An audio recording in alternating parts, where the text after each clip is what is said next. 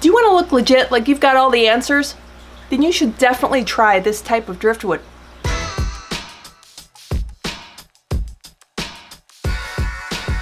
Well, welcome to the Small Scape. I'm Joanna, and if you know me from Primetime Aquatics, you're seeing the same tank that you saw on Monday's video. If you haven't seen it yet, I will link it down below if you'd like to check it out. This is our 33 long.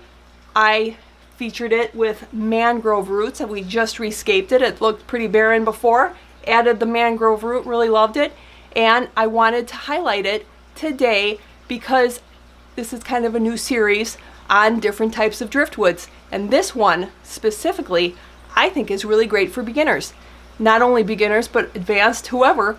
I think you're just really gonna love it because it gives a very unique look to your tank, and you really don't need to do a whole lot of other things with it. You don't have to feature special rocks. You don't have to kind of pay more attention to the kind of balance of the tank, the way the wood is going and all.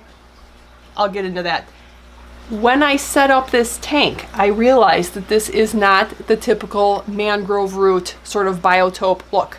I just decided that I wanted these pieces, and we knew that we had to have lids on here, so I decided to have a more horizontal placement of the roots, just because I didn't mind it, because guess what? In nature, sometimes branches break off and they lay on the bottom of the floor of the lake or whatever kind of body of water, and I thought it just looked really kind of natural and kind of just broken off, and there's a little area where there's some branches kind of laying down as opposed to their typical kind of vertical orientation. As you can see, this driftwood is very linear.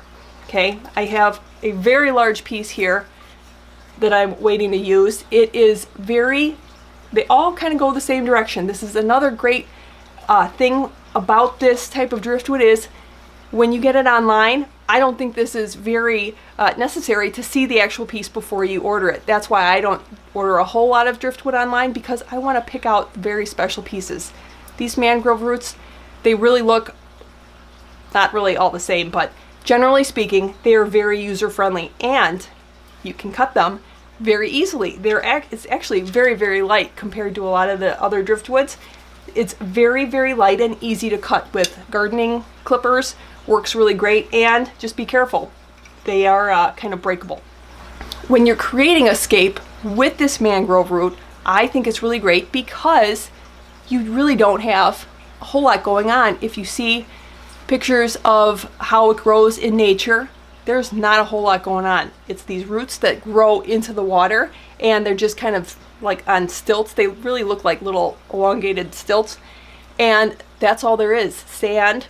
I know I broke a couple rules here, but I'm not really about rules. You know that with my aquascaping. We did use substrate, which is a gravel, which we really like in here, and I added some rocks, which if you do decide to add something other than sand or gravel and you want to use some rocks, I think this looks really good and natural to use kind of rounded rocks, just natural rocks that you can find on the beach, outside, as long as you clean them appropriately.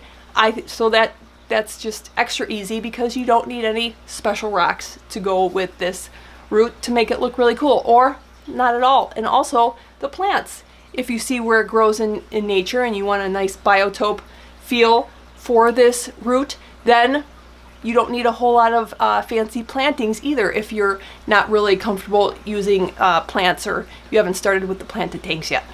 Another great thing about this driftwood is it does not release a whole lot of tannins. So I've scaped this, I don't know, a few days ago, and very little tannins get released into the water, so you don't have to worry about that becoming kind of a darker feel tank if that's not something that you like.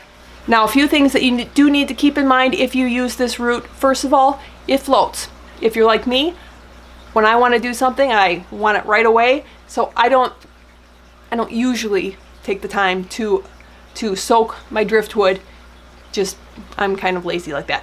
So keep that in mind. It will really want to float. But if you are using it like it is in nature, you're going to have it vertically placed into your tank and probably popping out of your tank, then it's kind of okay if it floats, especially if it kind of fits in there kind of snug.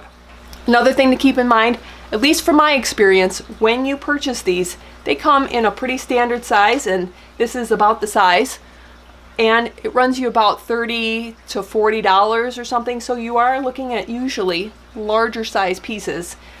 These I did look out, they're about half the size, and they were about $16, $20 a piece. So generally speaking, about the same price as other driftwoods, but keep that in mind, you're probably going to be getting larger pieces. The other thing you should keep in mind is, especially if you are going to have it as in nature, you're going to have it coming out of the top of your tank. Not all fish will work with that kind of escape. If you got jumpers, obviously for bettas or killifish, something like that, where you've got fish that are going to want to jump, that probably won't be your best choice. Or if they like a lot of plants and you want to go for a biotope feel, then that also might not be the right kind of escape that you're looking for. Now for my last tip, where to find it. I don't know if you run into the same problem as me, but I did. I lucked out and I found these at one of my local fish stores somewhere at some point. But if you go out to any fish store, quite possibly they will not have mangrove root. They'll have a lot of other different ones, but they won't have this. So of course you Google it, you look on eBay, Amazon, wherever. Good luck. I found it only like fake pieces, just man-made ones that look the same, like a big stick. But here's the tip. ZoomEd. ZoomEd is the distributor, maker, whatever. The company, they don't really make it. That's the brand. That's the brand that you need to Google with it. ZoomEd Mangrove Roots. And then all these places pop up out of the woodwork. Anyways, that's your tip. So hopefully you enjoyed this video on kind of like a spotlight on a type of driftwood that I think you should know about. Let me know, what is your favorite type of driftwood and why do you like it? Do you typically stick with the same kind, or do you like different tanks? If you do have multiple tanks, do you like different tanks with different biotope feels? I'm kind of really into the biotope zone right now, especially since it's summer and you visit places and you say, yeah, I want that. I want that in my office. I want that in my basement. Anyways, thanks so much for stopping by, and I hope you have a good day.